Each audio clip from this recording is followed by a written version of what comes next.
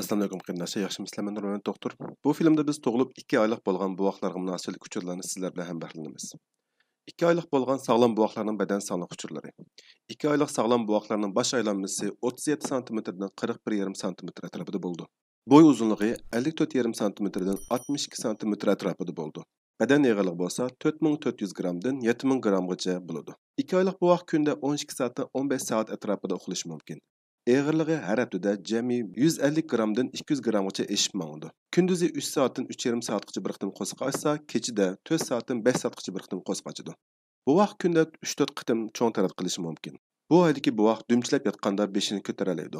Beshini tik tutishga amroq bo'ladi. Midilayotgan jismlarni 180 gradus beshini o'ng so'lga burash orqali qarayalaydi.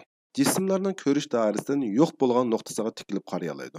Masalan, bir kishi eshikdan chiqib ketgan chaqda eshikka tikilib qaraydi. Buvoq apsini tunishga boshlaydi. Ko'zingizga tikilib qarashga boshlaydi. Kulimsirash orqali mamnun bo'lganligini ifodalaydi.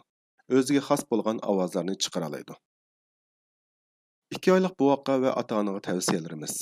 Birinchidan, bu oydagi buvoqni 24 soat ichida jami 6 qitimdan 10 qitimgacha emdirsangiz bo'ldi. Ikkinchi, buvoqlar itik o'sidan bo'lg'achqa temir va vitamin D ni to'liqlab bering. Sog'liqni saqlash markaziga doktoringiz yoki dorigar buvoqingizga uyg'un bo'lgan vitamin dorisini deb beralaydi.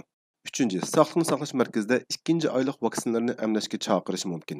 Agar chaqirmay qolsa, cho'qim berib so'rab boqing. Chunki bu oyda muhim bo'lgan tuberkuloz vaksinasi, 5 birlashtirilgan vaksina va o'pka yolg'i vaksinasini emlash mumkin. To'rtinchi, agar bu oyga kirguncha bu vaqtda hech kulimsirash bo'lmasa, badanda qaytadan seyraqlik paydo bo'lsa, badanning bir tarafini yana bir tarafiga qarag'an chog'da oz harakat qildirsa, barmoqlarini mushtum shaklga tugilib hech oshmasa, shuncha papilasingizmi hech jim bo'lmay yig'laversa yoki ishtihosi ziyoda to'lab ketsa, bu vaqt kichik tarti va cho'ng tartida binormal qon yoki binormal puroq bo'lsa, cho'qim doktoringiz bilan ko'rishib boqing. Qonimizda 12 oy va undan cho'ng bo'lgan buvoq bolalarning har qaysi yosh davrida badanda ko'rilgan o'zgarishlarni va tavsiyalarni ixcham, qisqa, meg'izliq ratlab chiqdik.